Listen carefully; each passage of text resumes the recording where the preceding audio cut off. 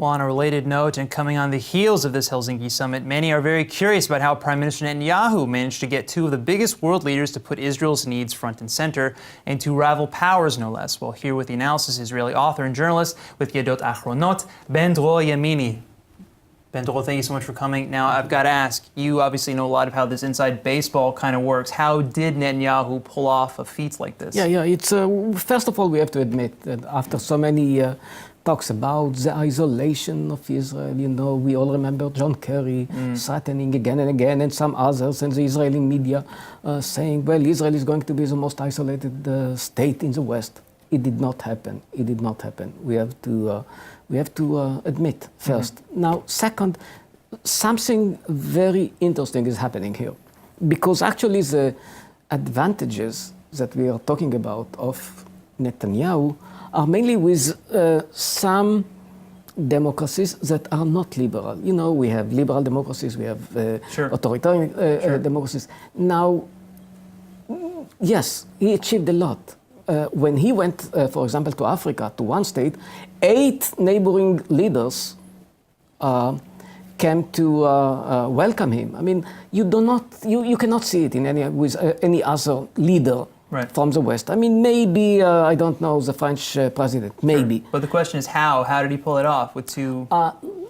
I have to admit that he has something in his personality. I mean, it's not only because he is the Prime Minister of Israel. I met him several times, and yes, he is very impressive. I can understand why people are attracted to his personality. Yes, it can be understood. He has something. He has this kind of leadership. He's projecting a kind of strength. He has something, we have to admit it, as the leader of Israel. It doesn't mean that we have to accept his policy. It doesn't mean that whatever he's doing is correct.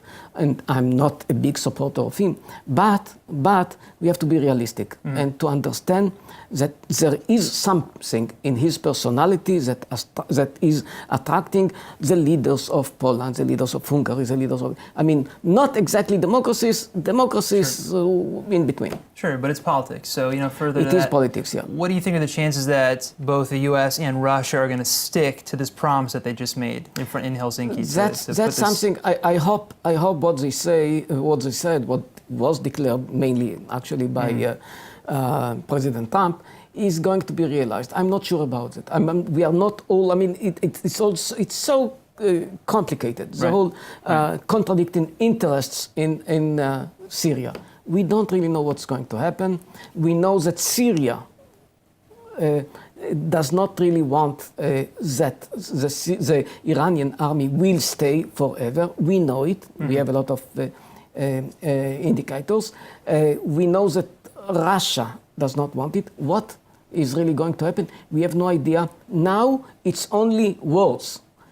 Sure. We have to wait that it will be realized, but I'm not sure that this declaration can promise us all that everything is going to be okay. It's not. Sure. No, obviously, as soon as we see a real demonstration of that, it's going to be a pretty big indicator that this is actually going to lead somewhere. Yeah. We could talk about this forever. Thank you so much for coming. Thank you. Interesting topic. Thank you.